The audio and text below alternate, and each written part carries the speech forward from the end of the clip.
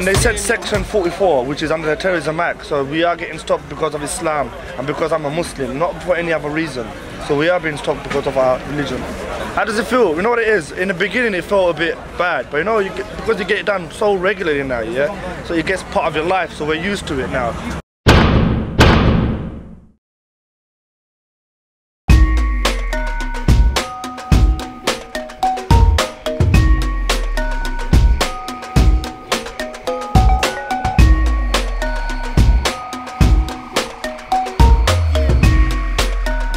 Lots of problems with the anti-terror legislation. I think the one that goes across all parties and sort of social and economic classes is that it infringes civil liberties. If it's to stop people blowing themselves up or from killing other people, then yes, you can say it's been a success because nothing's happened since 7/7. Has it made certain racial or religious groups more willing to cooperate with law enforcement authorities? No, I don't think it has.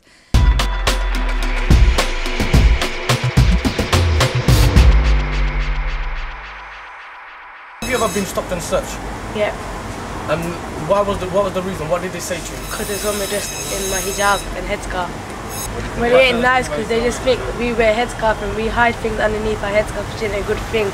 With our parents knowing as well, and we're younger lots as well, so it ain't good for what they're doing to us as well, just for no reason. Then what can we do? Just to go along with it sometimes. I guess people that we choose to be in Parliament and Mayor, innit? Personally, I thought that they were just being stupid about it, but then again, they're just doing their job, so there's not much you can do. We are being isolated and we are being picked out. Then again, I know some people who aren't the best people in the world, and if anything, they get away with most stuff they do. So I guess it's the minority that make the majority look bad.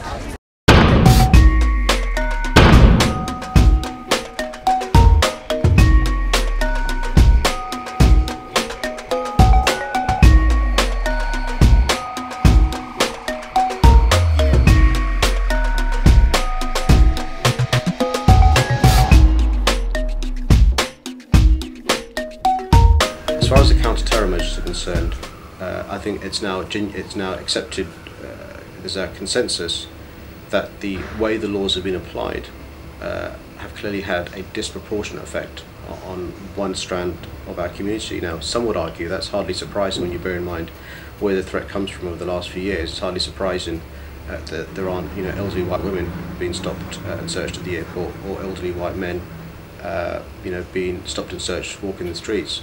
That being said, that can't be an excuse to apply laws in a discriminatory manner. And so, for example, Section 44 of the Terrorism Act, which allows the police to stop and search without reasonable cause if an area is called a designated area, that's been reviewed.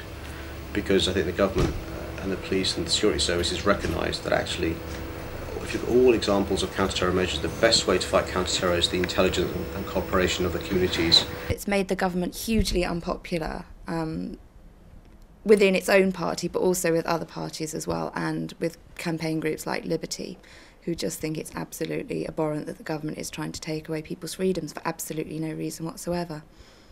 And without proof that keeping people in detention for so long works.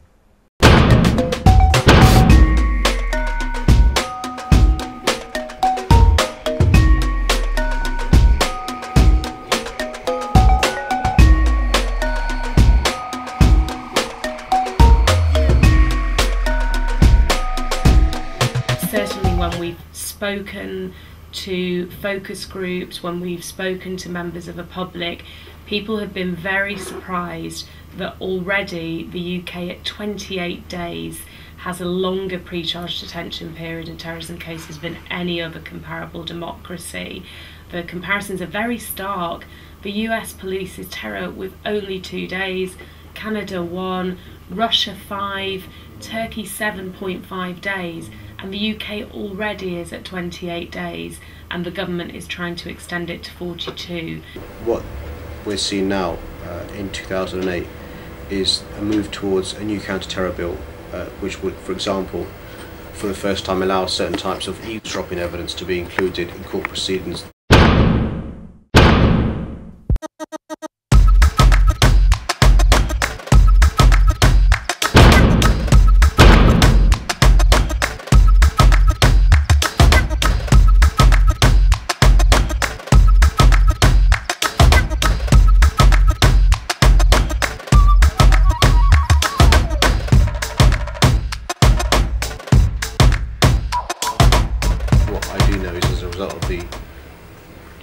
journalism carried out by the Sunday Times, they uncovered this, and there was an inquiry into why that happened. There is a principle that constituents who see the Member of Parliament should be able to see the Member of Parliament without the conversation being listened to. That's not to protect the MP. It's, your viewers will appreciate often have people coming to see me who are the victims of domestic violence. I have people coming to see me who have problems with the police. And if a constituent doesn't have confidence they can have honest and candid conversations with the Member of Parliament, then that'll mean they won't come and see their MP. And at a time where we're encouraging people to come forward, if they've got issues with counter-terror, if they've got issues with criminality of their neighbours, if they get issues with the victims of domestic violence, if that person thinks there's a chance that a conversation may be listened to, he or she won't come forward and speak to their MP. I think there is a tendency for people to sit at home and feel that they can't do anything, that somehow this is their fate and they must accept it, and then when something goes wrong they say, oh, this is terrible, why is this still happening to us? There are some groups who make a difference. There are some groups who are quite active and quite vocal, and I would like to see more campaigning activity. Who's been the most vocal about this issue? Has it been Muslims? No, it hasn't. It hasn't, you know. We have the most to lose from this legislation, and what are we doing? Bugger all, as far as I can tell. Well, you've got to be engaged. I mean, one of the things that Muslim communities around the country cannot do is complain, criticise, whinge, and not be engaged. And you need to be engaged in these parties, both parties. I'm not saying everyone joins their party or everyone, you know, I think you've got to be engaged in most mainstream parties to be able to influence policymakers. You know, rather than being a bystander, somebody with a megaphone complaining, far better. That's important as well.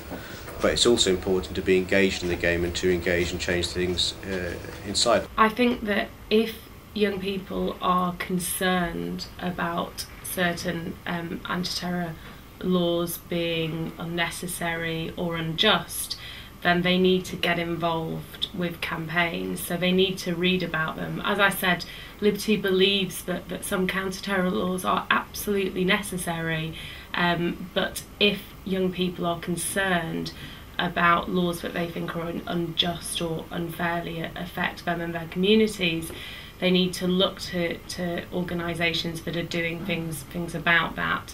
Actually getting involved with groups like Liberty, because they do a huge amount of work, human rights groups, and also petitioning your MP. If you know who your MP is and there's a vote coming up, bother them.